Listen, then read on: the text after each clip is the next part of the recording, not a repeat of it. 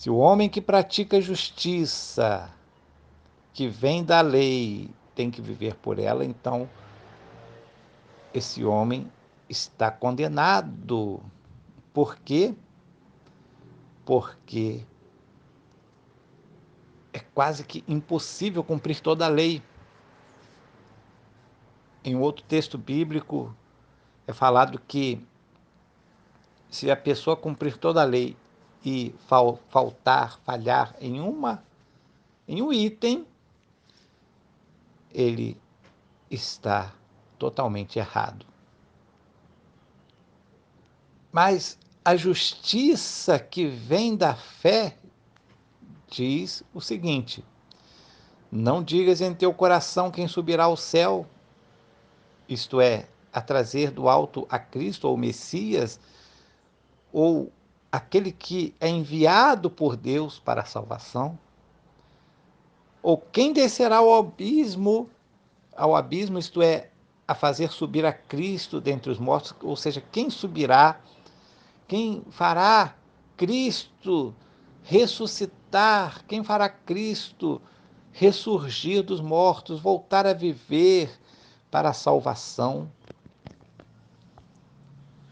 Quem fará o Messias ressurgir? Quem fará o Messias vir à existência novamente depois de ser morto, depois de ser crucificado, depois de ser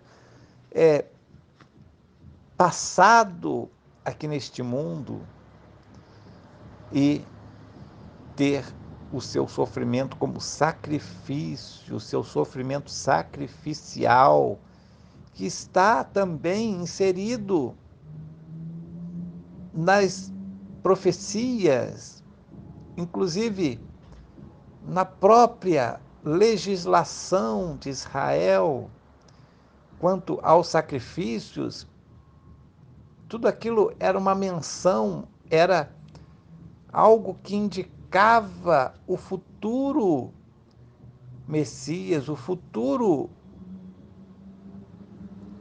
Salvador, o futuro Cristo que haveria de vir para salvar e para tomar o lugar do pecador e para trazer, então, a paz, a alegria, a salvação moral, a salvação espiritual, a salvação verdadeira, a salvação completa que o ser humano necessita.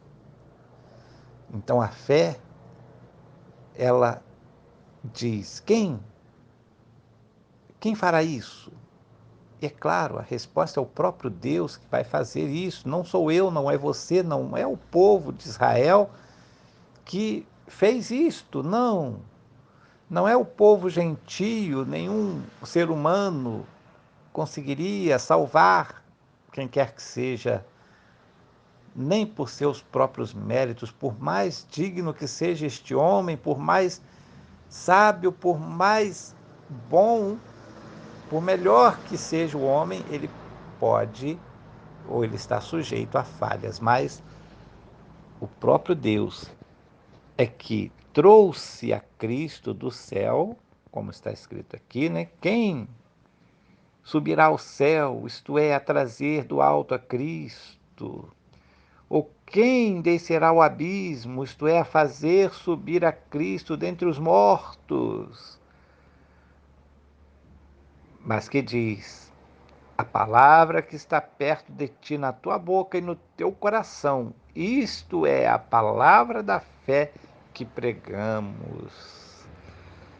Que coisa linda! A palavra da fé que pregamos. A fé faz com que a pessoa, através daquilo que aconteceu com Cristo, daquilo que Deus mostrou na vida de Cristo, daquilo que Deus proporcionou a Cristo vivenciar, sendo Ele trazido ao mundo do céu, trazido ao mundo sem pecado, sendo Ele o Cordeiro de Deus, que tira o pecado do mundo, que foi dado pelos pecadores, que foi dado por todas as pessoas, tanto judeu como gregos, tanto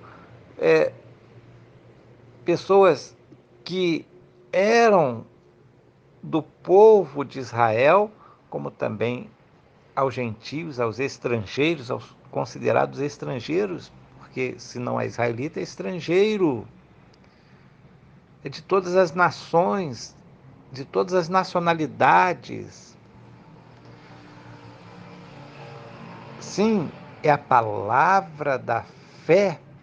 A palavra da fé, ela representa o próprio Deus. A palavra, o verbo encarnado, o verbo vivo, a palavra viva é a palavra da fé e não simplesmente a palavra da lei, a justiça da lei, mas é a justiça que provém da fé.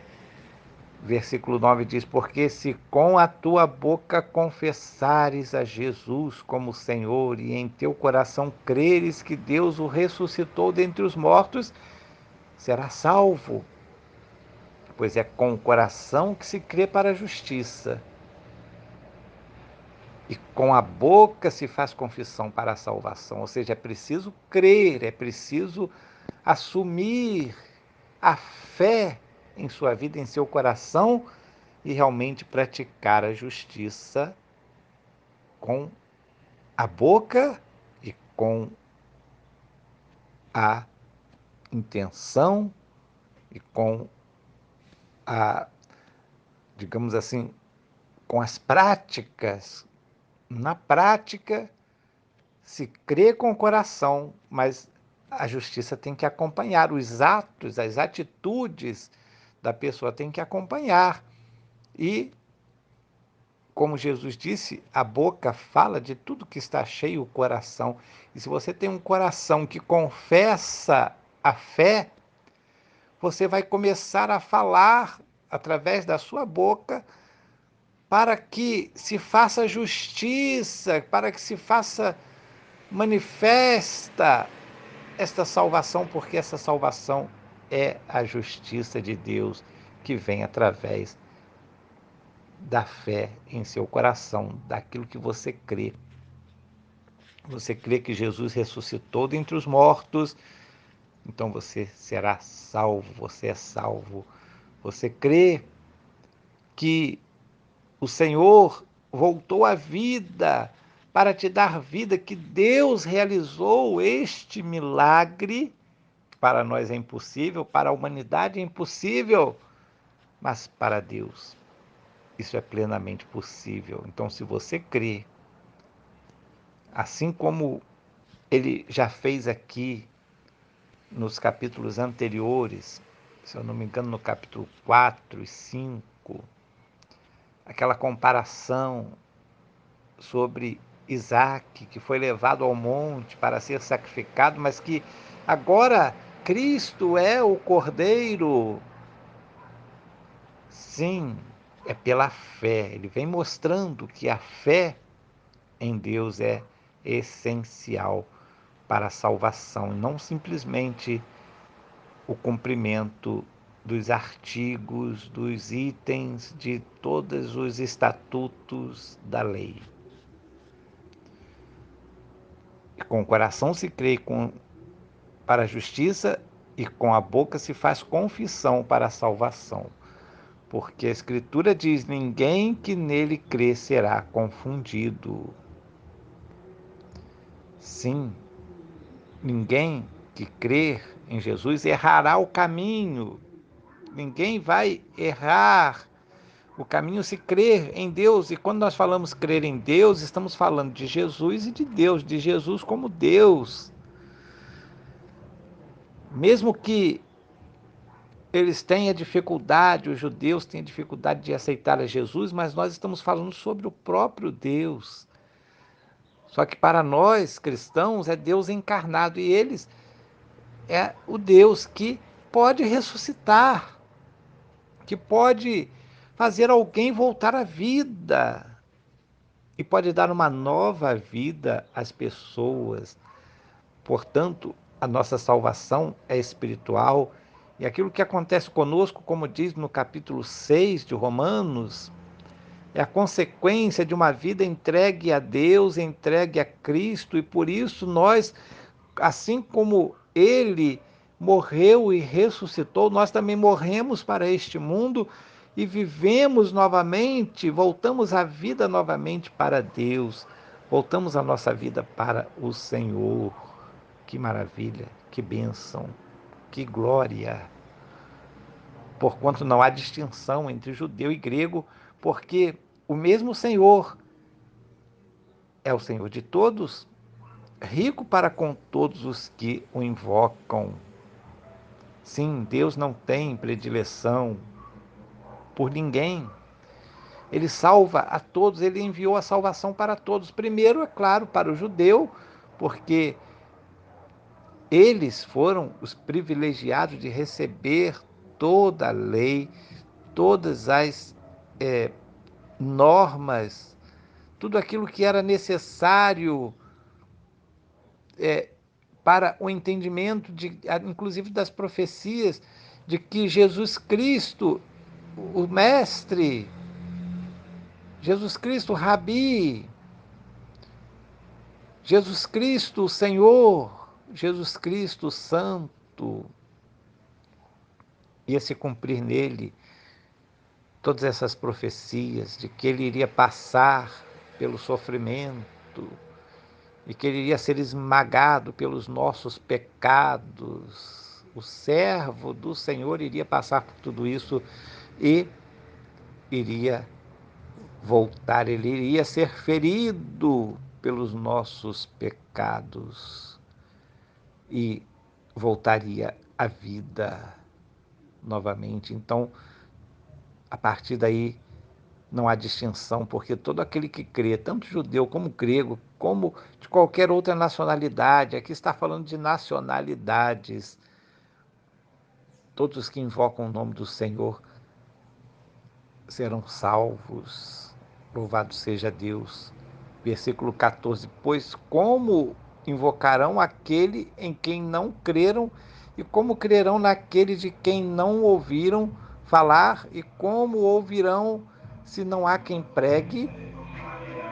E como pregarão se não forem enviados? Assim como está escrito, quão formosos os pés dos que anunciam coisas boas.